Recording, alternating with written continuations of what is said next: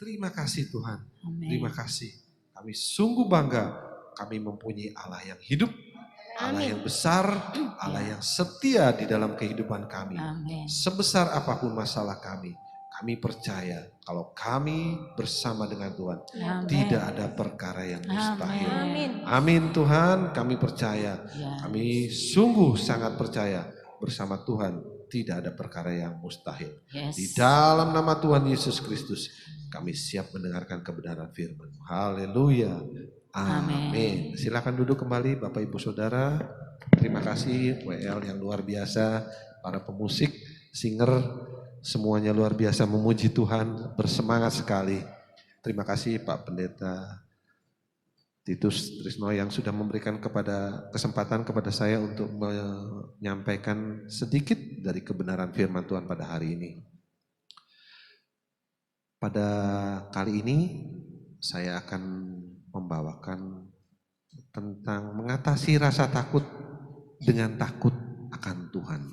Agak aneh ya, mengatasi rasa takut dengan takut akan Tuhan. Karena ketakutan itu adalah hal yang wajar bagi kita sebagai manusia. Selama kita hidup, selama kita masih punya nafas, selalu ada masalah. Kita membaca di dalam Mazmur 103 ayat 13. Ini janji Tuhan, bisa dijadikan ayat pegangan bagi kita masing-masing. Mazmur 103 ayat yang ke-13. Seperti Bapa sayang kepada anak-anaknya, demikianlah Tuhan sayang kepada orang-orang yang takut akan Dia. Kalau kita takut kepada masalah, kalau kita takut kepada satu hal, kalau kita takut kepada masalah-masalah yang terjadi di dalam kehidupan kita, itu adalah hal yang wajar. Nah, bagaimana kita melihat ketakutan itu bersama dengan Tuhan? Yang pertama adalah bagaimana kalau kita melihat masalah yang kita hadapi. Kalau saya boleh menggambarkan misalnya, masalah kita ini sebesar ini. Nah, kalau kita menghadapi masalah dekat dengan masalah, kita akan melihat masalah ini sangat besar. Sangat besar sekali sehingga kita tidak bisa melihat di belakang masalah itu ada siapa. Tetapi ketika kita melihat masalah ini dengan cara pandang Tuhan, ketika kita melihat Tuhan melihat masalah kita, maka kita akan menyadari bahwa yang dilihat Tuhan itu adalah masalah yang kecil. Masalahnya enggak berubah, tetap. Tetapi bagaimana cara kita memandang masalah? Mari kita belajar dari penulis kitab Lukas tentang rasa takut. Lukas pasal 12 ayat 4. Lukas pasal 12 ayat 4. Aku berkata kepadamu, hai sahabat-sahabatku, janganlah kamu takut terhadap mereka yang dapat membunuh tubuh dan kemudian tidak dapat berbuat apa-apa lagi. Memang hidup kita ini cuma terdiri dari tubuh, jiwa, dan roh. Yang dapat dilakukan oleh manusia biasa itu adalah membunuh, membuat mati. Tetapi apa yang terjadi setelah kematian? Gak bisa manusia berbuat apa-apa lagi setelah ada yang kematian, ya. Ayat 5-nya, Lukas pasal 12 ayat 5. Aku akan menunjukkan kepada kamu siapakah yang harus kamu takuti. Takutilah Dia yang setelah membunuh mempunyai kuasa untuk melemparkan orang ke dalam neraka. Sesungguhnya aku berkata kepadamu, takutilah Dia. Jadi kalau kita masih punya masalah, itu wajar. Kalau kita diancam, itu juga wajar. Tetapi yang perlu kita takuti sebenarnya bukan masalah itu, tetapi siapa di balik masalah itu. Kalau yang kita takuti Tuhan, itu baru benar-benar wajar. Karena enggak cuma tubuh fisik kita ini aja yang bisa dibuat mati, tetapi roh Tuhan berkuasa memberikan rohmu menuju surga atau neraka. Itulah eternal life, kehidupan yang kekal. Hidup kita di dunia ini limited, terbatas. Paling berapa sih? Alkitab katakan 70. Sisanya bonus ya. Ada hal-hal yang membuat orang khawatir selama masih hidup di dalam dunia ini. Kalau yang saya catat mungkin secara berurutan mungkin ya, yang pertama adalah pekerjaan. Selama kita masih hidup, sebenarnya kita masih bekerja. Itu menyangkut dengan uang. Orang nggak punya uang, memang uang bukan yang terutama. Tetapi orang nggak punya uang, kadang-kadang juga nggak bisa apa-apa. Yang kedua, ini untuk yang jomblo ya. Udah umur 30 nih, nggak dapet pasangan, aduh. Itu juga masalah bagi para jombloan, jomblowati. Ya. Yang ketiga, nggak jomblo tapi punya pasangan hidup, itu juga kadang punya masalah ya. Kehidupan rumah tangga nggak cuma mencari pasangan, tetapi ketika kita sudah menjalani hidup bersama, kadang-kadang kalau mandi odolnya dipencet dari bawah, yang satunya bilang ngapain pencet dari bawah, dari atas kan bisa. Hal-hal kecil kadang bisa membuat pertengkaran rumah tangga. Yang keempat, kadang sudah berumah tangga punya anak. Anak juga bisa jadi sumber masalah. Ya kan? Yang satunya menyayangi si A, papanya. Yang mamanya menyayangi si B. Seperti Alkitab katakan seperti Yakub dan Esau, ya. Itu juga masalah. Jadi masalah selalu ada. Yang terakhir adalah masalah nyawa. Kalau nyawa kita ini cuma satu. Kalau di game nyawanya bisa refill, isi ulang ya. Tapi nyawa kita di dunia nyata ini cuma satu. Pertahankan dengan baik. Jadi tapi ada juga orang-orang tertentu yang istilahnya thrill seeker. Orang yang sengaja mencari kesempatan untuk menantang bahaya. Untuk memuaskan dirinya, egonya, adrenalinnya terpacu. Misalnya balap sepeda gunung. Kalau saya lihat videonya aja, saya nggak berani. Sepeda gunung itu kalau lihat videonya ya, jalanannya itu nggak sampai 1 meter, paling cuma sejengkal. Tapi mereka berani untuk naik sepeda, jalan. Kan hasil dari videonya di-upload ke YouTube. Saya cuma lihat aja, wih ngeri sekali ya. Saya nggak punya adrenalin setinggi itu. Terus ada lagi yang misalnya panjat tebing. Kalau panjat tebing itu juga butuh 1 kekuatan tangan, 2 kekuatan kaki, 3 nyali, 4 tali. Kalau panjat tebing tanpa tali itu udah adrenalin tingkat tinggi, jatuh pek mati. Ya, yang ketiga adalah kalau saya catat seorang matador. Matador itu kelihatannya sepele, cuma digoyang-goyang kainnya ya, terus bantengnya nyeruduk. Tapi ada kejadian yang matador ini tertusuk, terinjak dan ya sampai meninggal. Itu hal-hal yang dicari oleh orang-orang yang thrill seeker. Yang lainnya adalah terjun payung. Kelihatannya gampang, cuma terjun terus mengembang. Resikonya adalah payungnya kelilit, nggak ngembang jadi malah ngembang di bawah, berbahaya. Nah, dari rasa takut ini kita mau belajar untuk takut akan Tuhan dan firman-Nya. Rasa takut bagi manusia ini adalah berkat dari Tuhan. Supaya apa? Supaya kita menghindari bahaya. Kalau kita tidak punya rasa takut, kalau saya gambarkan dari 0 sampai 100, rasa takut ini, saudara ada di mana punya rasa takutnya? 50%? Enggak punya rasa takut? Atau selalu ketakutan? Ya, nanti dicoba sendiri. Masing-masing masalah punya barnya sendiri-sendiri. Misalnya, nanti Bapak Ibu Saudara pulang jalan kaki, nyebrang jalan raya situ. Bapak Ibu Saudara punya barnya berapa? 100, 50, 0 atau di bawah itu. Kalau 100 nggak akan nyebrang-nyebrang karena mobilnya banyak, takut nyebrangnya. Tapi kalau 0 nggak peduli ada mobil, pokoknya nyebrang. Tapi kalau 50 hati-hati, toleh baru nyebrang ya. Nah itu dites sendiri, kadar ketakutan atau kadar takutnya Bapak Ibu Saudara itu berapa persen. Nanti diuji sendiri. Jadi rasa takut dari Tuhan ini adalah berkat ya dari Tuhan. Kalau kita nggak punya rasa takut, 0 rasa takut, itu berbahaya. Makanya kalau yang masih punya rasa takut, cukup berbahagia, tapi 50% aja ya, cukup hati-hati.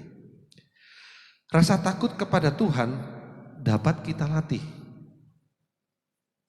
Dengan cara bagaimana? Baca firman, taat pada firman-Nya. Ini bisa menimbulkan rasa aman dan berbahagia. Percaya saja, meskipun Bapak Ibu baca firman Tuhan gak ngerti, baca aja. Kalau saya ngikuti program Ayo Baca Alkitab di gereja, itu saya sudah ngikuti kurang lebih 8 kali pembacaan. Kadang-kadang baca tetap masih gak ngerti. Tetap baca, tetap baca, tetap baca. Nanti Tuhan akan menambahkan hikmat.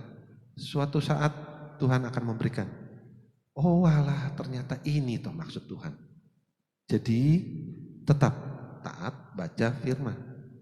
Satu-satunya pegangan kita di dunia ini adalah firman. Nanti akhir zaman gak ada pegangan lagi. Firman itu udah ada di mana? Di dalam hati kita.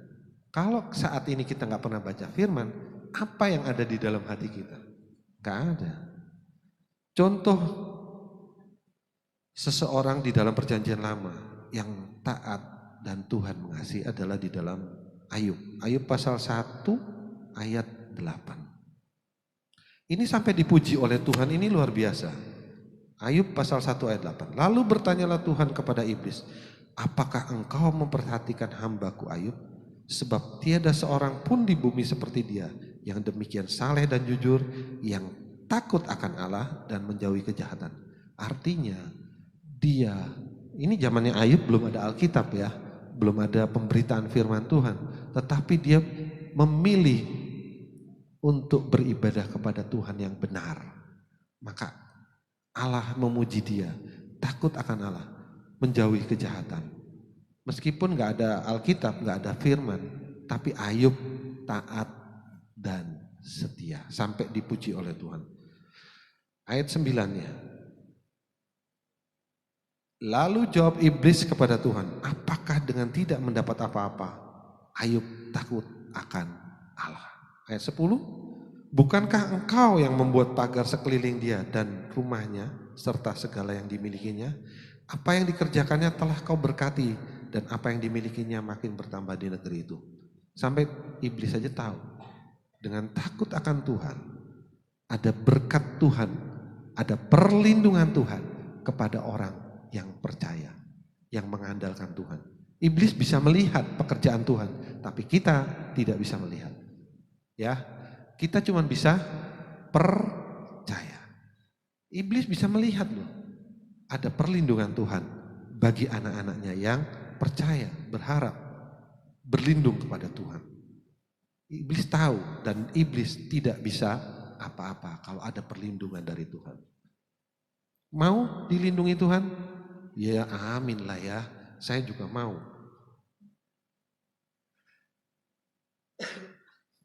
Selain itu, rasa takut kepada Tuhan menimbulkan rasa sayang dari Tuhan. Kita baca di dalam Mazmur 103 ayat 13. Ini menguatkan kita, kalau kita setia, kalau kita takut akan Tuhan, maka ayat ini boleh dijadikan sandaran. Seperti Bapa sayang kepada anak-anaknya, demikian Tuhan sayang kepada orang-orang yang takut akan Dia. Tidak banyak orang Kristen yang benar-benar hidup takut akan Tuhan. Bahkan mengesampingkan Tuhan di dalam kehidupannya sehari-hari. Mungkin hari Minggu saja kelihatan seperti malaikat. 1-2 jam mengakui kedaulatan Tuhan. Berusaha meyakinkan Tuhan bahwa kita mempunyai rasa takut kepada Dia.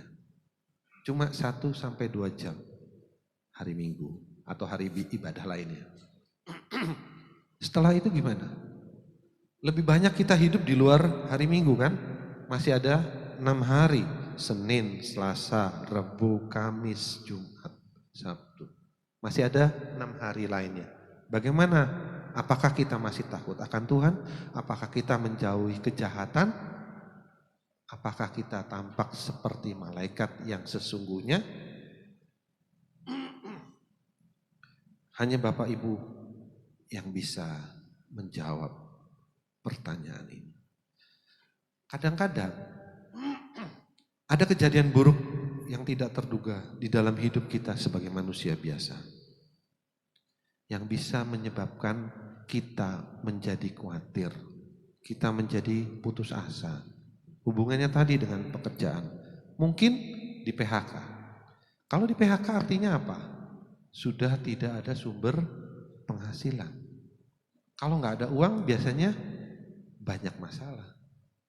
Mau beli ini nggak bisa, mau beli itu nggak bisa, mau beli makan aja susah. Apalagi jalan-jalan. Itu bisa menyebabkan pertengkaran di dalam rumah tangga. Atau masalah lain. Sudah susah-susah nyari teman dekat, pacar, diputus karena dia memilih dengan si dia yang lebih kaya misalnya ya. Itu juga masalah. Itu juga persoalan. Hal-hal ini bisa menyebabkan kita menjadi khawatir di dalam kehidupan kita berikutnya. Langkah-langkah kita ke depannya bisa menyebabkan kita menjadi waspada dan khawatir. Takut untuk melangkah di dalam kehidupan kita. Rasa takut yang ada, rasa khawatir yang ada, seharusnya membuat kita orang-orang Kristen mencari pertolongan dari Tuhan. Mencari pertolongan dari Tuhan itu butuh apa? Butuh iman. Kalau kita mencari pertolongan dari orang lain, itu gampang, kelihatan. Oh, saya cari Pak Trisno. Oh, Pak Trisno saya pinjam uang dong. Saya butuh nih bulan ini saya nggak bisa makan. Saya pinjam 1 juta ya. Bulan depan saya kembalikan. Itu gampang ketemunya karena kita melihat bagaimana kita bertemu dengan Tuhan. Tuhan gak kelihatan. Butuh yang namanya iman. Butuh yang namanya hikmat.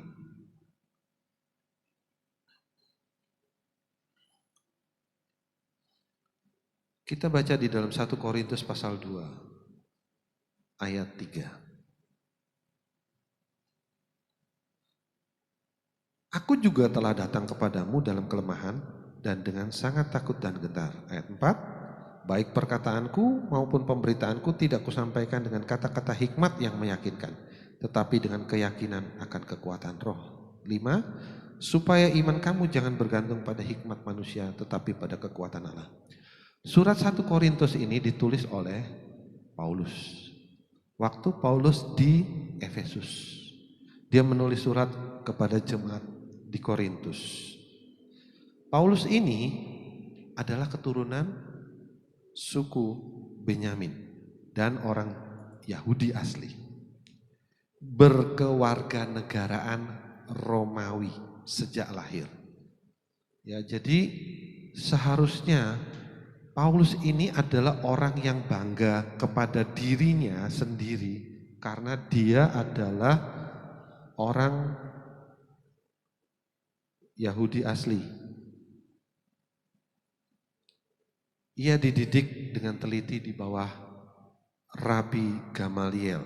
hidup sebagai orang Farisi, yaitu golongan Yahudi yang memegang hukum Taurat dengan ketat dan adat istiadat mereka.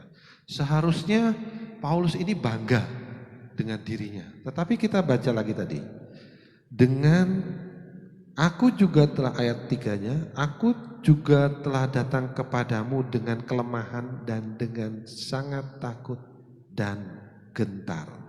Ya. Paulus seharusnya bangga kepada dirinya sendiri, bukan takut dan gentar. Karena dulunya dia adalah orang yang pandai, orang yang sudah dididik oleh Gamaliel, menjadi ahli Taurat, orang Farisi yang sangat ketat mempraktekkan hukum Taurat. Seharusnya dia tidak gentar karena dia mengetahui hukum-hukum Allah.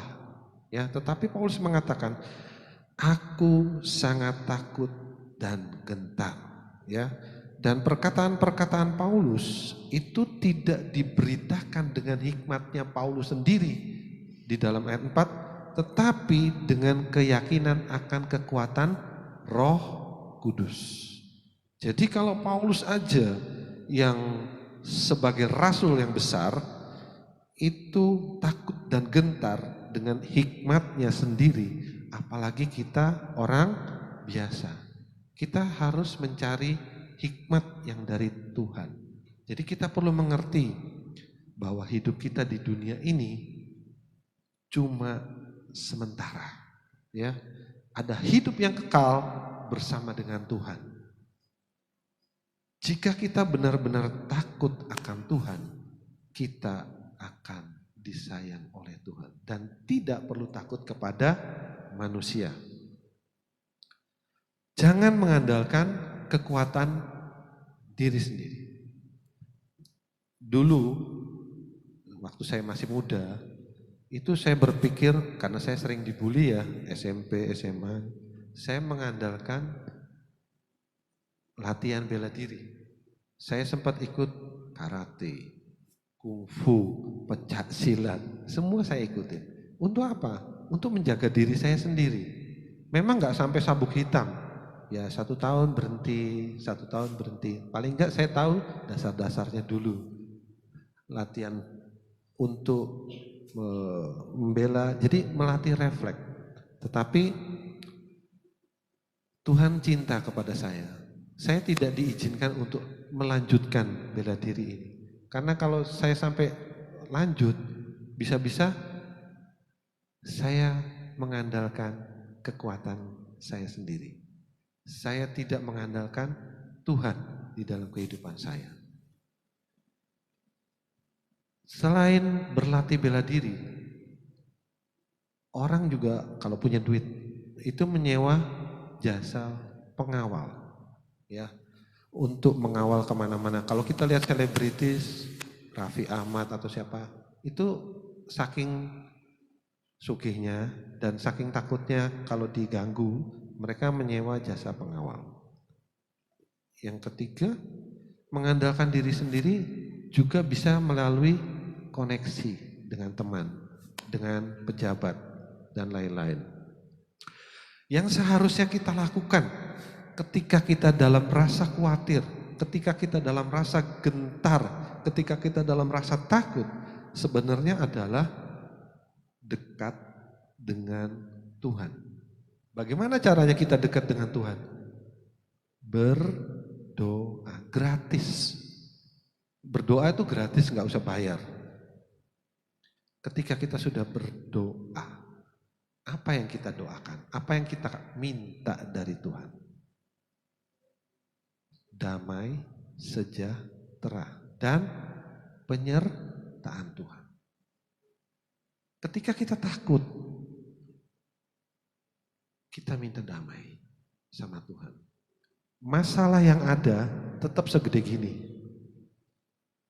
Tetapi ketika kita minta penyertaan Tuhan, ketika kita meminta damai sejahtera itu ada di dalam hidup kita, masalahnya nggak berubah.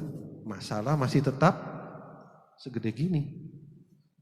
Tetapi hati kita yang berubah. Ketika kita pertama melihat masalah, hati kita menjadi nggak enak, hati kita takut. Tetapi ketika ada damai sejahtera dari Tuhan kepada kita, maka masalah tetap masalah. Tetapi hati kita sudah damai sejahtera. Karena ada janji Tuhan yang akan menyertai kita. Sebagai ayat terakhir, Yesaya 41 ayat 10. Ini ayat penghiburan. Boleh dipakai sebagai ayat pegangan. Janganlah takut sebab aku menyertai engkau. Janganlah bimbang sebab aku ini Allahmu. Aku akan meneguhkan, bahkan akan menolong engkau. Aku akan memegang engkau dengan tangan kananku yang membawa kemenangan. Ini janji Tuhan bagi orang yang takut akan Dia, bukan takut akan masalah. Takut akan Tuhan, berharap kepada Tuhan. Maka Tuhan menjawab, janganlah takut sebab aku menyertai engkau. Janganlah bimbang sebab aku ini Allahmu. Aku akan meneguhkan, bahkan akan menolong engkau. Aku akan memegang engkau dengan tangan kananku yang membawa kemenangan. Sudahkah kita benar-benar hidup takut akan Tuhan? Karena dengan hidup takut akan Tuhan, kita akan terbebas dari rasa khawatir dan ketakutan. Amin. Dengan segala kerendahan hati ya Tuhan, dan dengan penuh ucapan syukur kepada Tuhan, sebelum kami pulang meninggalkan gereja-Mu untuk sementara waktu, hati kami berlimpah dengan pengucapan syukur. Hati kami sungguh-sungguh dipenuhi kebahagiaan. Bapa, terima kasih. Terima kasih buat karya-Mu yang agung dan ajaib. Kami sudah diperlengkapi supaya kalau kami kembali di tengah-tengah keberadaan kami tidak perlu takut lagi. Dengan fondasi takut kami akan Tuhan, itu akan menjamin bahwa Tuhan menyertai, bahwa Tuhan memelihara, bahwa Tuhan melindungi, bahwa janji-janji Tuhan tergenapi dalam hidup kami. Kami menyatukan hati, terimalah persembahan anak-anak-Mu. Tuhan memperhitungkannya sebagai kebenaran. Setiap rupiah yang mereka sudah bawa di hadapan Tuhan. Oh Tuhan, Engkau membuka tingkap-tingkap sorga. Engkau membuka pintu-pintu sorga dan mencurahkan berkat-berkat-Mu dengan berkelimpahan bagi seluruh umat-Mu. Kami juga berdoa buat saudara-saudara kami yang berulang tahun di sepanjang bulan Februari. Kepada mereka diberikan hati yang takut dan hormat akan Tuhan. Hati yang mengenal Tuhan. Kesehatan, kekuatan, juga roh yang berapi-api untuk melayani Tuhan. Bapa, kami berdoa juga untuk saudara-saudara kami yang tidak bisa hadir pada ibadah pagi hari ini. Dimanapun beliau berada, Tuhan menjangkau dan menjamah mereka. Membawa mereka dan menuntun mereka untuk selalu hidup dalam kebenaran Allah. Kami berdoa menyerahkan bangsa dan negara kami Indonesia. Tuhan tolong para pemimpin bangsa kami agar benar-benar memikirkan dan melakukan yang terbaik untuk seluruh rakyatnya. Sehingga benar-benar seluruh rakyat tidak mengalami penderitaan, tidak mengalami merasa tersiksa, dan hari-hari ini tidak dikecam ketakutan demi ketakutan. Jamalah Bapak Presiden dan wakilnya, juga jajaran menteri, juga semua aparat-aparat pemerintahan, agar mereka diberikan hati yang takut dan menghormati Tuhan, dan sungguh-sungguh membawa dan membuat Indonesia dipenuhi damai sejahtera, dipenuhi kasih ilahi dan keselamatan Kristus. Memberkati TNI dan Polri untuk membawa stabilitas nasional dalam keamanan, dalam ketahanan, dan benar-benar negeri yang kami doakan, negeri yang kami cintai ini dipenuhi damai sejahtera Allah, damai sejahtera surga. Hamba berdoa biarlah Indonesia dipenuhi kemuliaan Tuhan. Kami juga berdoa, kami juga menyerahkan jemaat yang sakit. Hamba percaya dimanapun anak-anakmu saat ini sedang beristirahat, kami percaya tangan Tuhan menjamah, menjangkau, memulihkan dan menyembuhkan. Di dalam nama Tuhan Yesus, untuk Ibu Linda Engkau menjamah, memulihkan dan menyembuhkan. Untuk Ibu Indira Engkau menjamah, memulihkan dan menyembuhkan. Di dalam nama Tuhan Yesus Kristus. Untuk Ibu Yuli, Tuhan juga menjamah, memulihkan dan menyembuhkan. Kami percaya Tuhan, kekuatan yang baru dari Tuhan, pertolongan yang baru dari Tuhan melimpah bagi anak-anak-Mu. Terima kasih Bapa di sorga. Hamba juga berdoa, biarlah pekerjaan anak-anak-Mu, bisnis mereka, semuanya di dalam perlindungan Tuhan. Tuhan yang berkarya dan Tuhan yang memimpin anak-anak-Mu, supaya mereka semuanya tanpa terkecuali boleh mengalami janji-janji Tuhan, berkat-berkat Tuhan, dan mereka akan menjadi berkat dimanapun mereka berada. Mari Bapak Ibu saudara-saudara, angkatlah kedua belah tanganmu, arahkan pandanganmu kepada sorga. Terimalah berkat dari Allah Bapa. Sekarang damai sejahtera kasih karunia Tuhan Yesus Kristus Sang Putra di dalam persekutuan daripada Allah Roh Kudus, pribadi Tritunggal yang ketiga, akan menyertai, akan memimpin, akan memberkati, akan menolong Bapak Ibu dan saudara semuanya. Pulanglah, terimalah dan bawalah berkatnya. Di dalam nama Tuhan Yesus Kristus, puji Tuhan. Amin.